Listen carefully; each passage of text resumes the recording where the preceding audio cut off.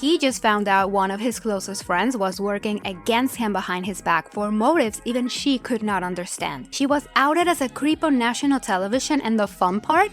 Her husband is finding out what a horrible person she is live. Either she was extremely bored at home, she hated her friend, or maybe she had a crush on him. And I really don't like to take responsibility away from the victim because in cases like this, they played a major part in the outcome.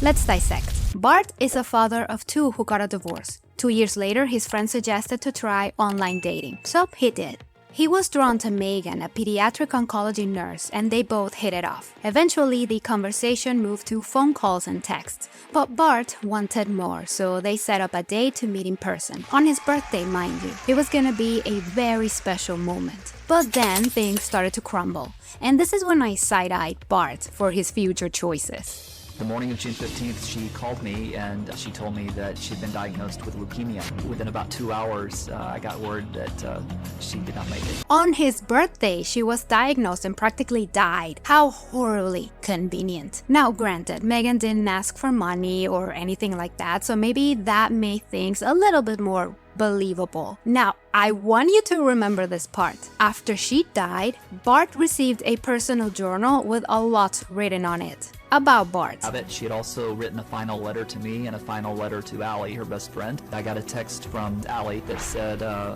Bart, this is Allie. I know you're not okay. And we texted and talked on the phone.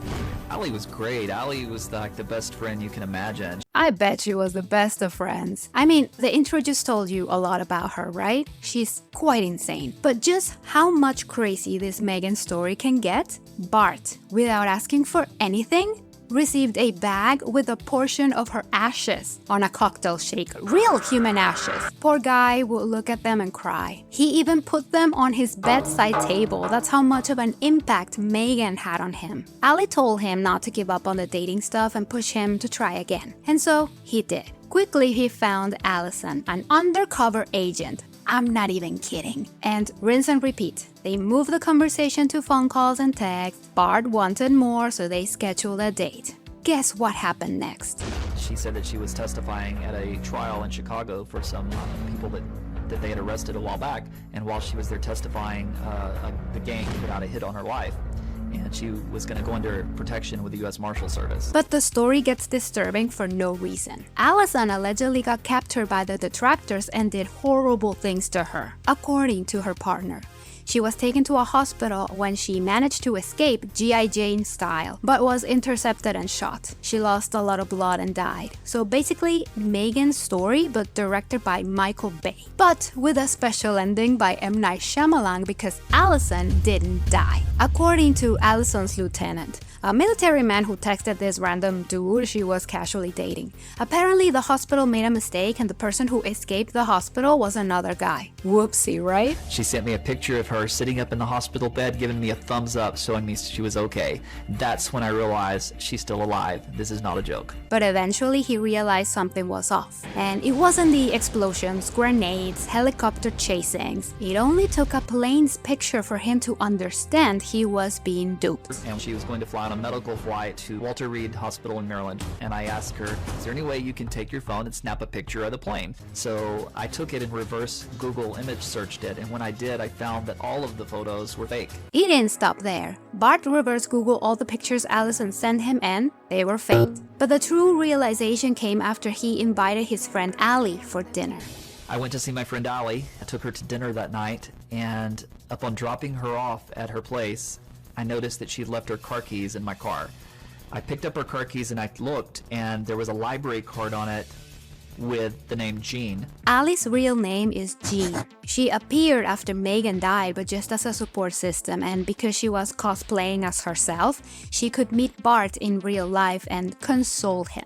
That's suspicious. I guess because she expected to have an affair with him without her husband knowing. And she infiltrated Bart's life with ease. What a weirdo. No, you know what? She is more than that because Megan spoke to Bart's son. Oh, that is whack. Bart began the pursuit of the real people behind the fake profiles to inform them about what was happening and to tell them someone was using their image to lie to people. Let's just say, Megan and Allison had more links to Jean that we could imagine. Megan was a girl named Danielle. I knew her vaguely from high school. And then Amanda was Allison. I knew her from high school as well. It's been almost 10 years since I've seen either one of those girls. So Megan is Danielle and Allison is Amanda. I assume the popular girls Jean wanted to be. Some people truly cannot escape high school. Danielle couldn't even remember her. I mean, there's really personal pictures, like my one with my grandmother and my cousins. That's the last time I saw my grandma. I can't even look at the picture without crying. You were pretty. Facebook kept telling me I should be friends with you. So creepy and disturbing. And to find out that a very special picture was used to lure a man to have an affair must be disgusting. Amanda's case is a little bit different. He has hundreds of pictures of me. And I think what hurts me is, you know, I knew her in high school. I just feel violated. I feel like my identity has been stolen. And then to hear that other people have seen these photos, I just feel like, exposed. Jeannie used Amanda's twin brother's pictures knowing he passed away. And apparently Amanda was nice to her in high school, which makes it extra creepy because of the storyline she concocted for her. Now that we know what we know, let's see what Jeannie has to say. My name is Jeannie. I've been married for 7 years. I have a 4-year-old son, and I'm an EMT student and a stay-at-home mom. I did all this because I was just looking for connection, for friendship, and something to do. I was bored. An EMT student with a small child and she's bored? Girl, bye.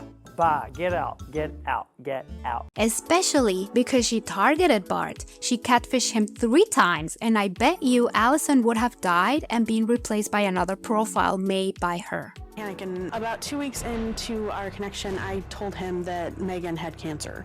I was trying to give myself an out. I didn't realize how connected he was to her. After I let Megan die, he was devastated. And so I made up another character named Allie. And that character was completely me. And I was just trying to be there for him. No. Allie appeared because she was infatuated with Bart. She loved the emotional conversations, and sure, Megan had to die because the truth was creeping in. So by introducing herself, she maybe thought, another heartbreak and he's mine. She created Allison for Bart. She knew Bart's preferences and she morphed Amanda into his dream girl. This was all planned, in my opinion. She keeps saying it was because she was bored, but I don't think she really believes it. I was embarrassed. I didn't want to admit that I was doing something wrong. But then you just quit, right? I mean, you can just quit after the first one. You do Megan, and you go, whoa, that got a lot deeper than I thought. This man is hurting. And that's why I went further, because he was hurting so bad. And I was trying went further to because make you him like feel the better. attention. And she keeps doing this. I don't know about the catfish, but she told her husband she was traveling to California to visit a friend. Somebody's going to watch this and say, by the way, I'm going to talk to him about it. Yeah, absolutely. She lied to her husband because that's all she knows. And about the journal? Jeannie pretended to be Megan's brother and sent Bart a journal that they claimed was Megan's before she died. Last night I vomited blood. Bart will be here Tuesday evening. I'm so excited to see his arms around me. And about the ashes. They're a friend of mine that passed away. How did you get your friend's ashes? His mother gave them to me. I don't have an update on Jeannie, but apparently Bart is not that nice. I don't want to get into the details because this came up to me from a random website. This person claims Bart went to the Dr. Phil show because he is an entertainer and his kids are magicians who don't want to see their mother, probably because of parental alienation coming from Bart. And the kids have been arrested twice. They are teens now and they are still estranged from their mother. The couple divorced on very bad terms, so who knows? I'm not gonna randomly believe these claims because they sound outrageous. So let's just keep the conversation on what we know. Bart is an entertainer and his kids are as well. I will link you to his Facebook page where people are very positive about the family.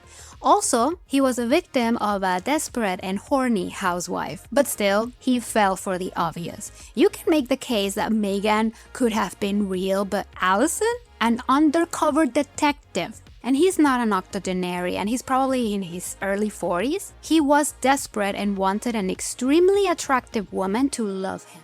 And the fact that he also fell for Allie's profile tells me he is very gullible. Tell me what you think about this case in the comments. Please subscribe and like the video. Here is a sweet-looking grandma who poisoned her husband because a famous actor told her so. Thank you for watching. What the hell were you thinking? What the hell were you thinking to play with somebody's life like this?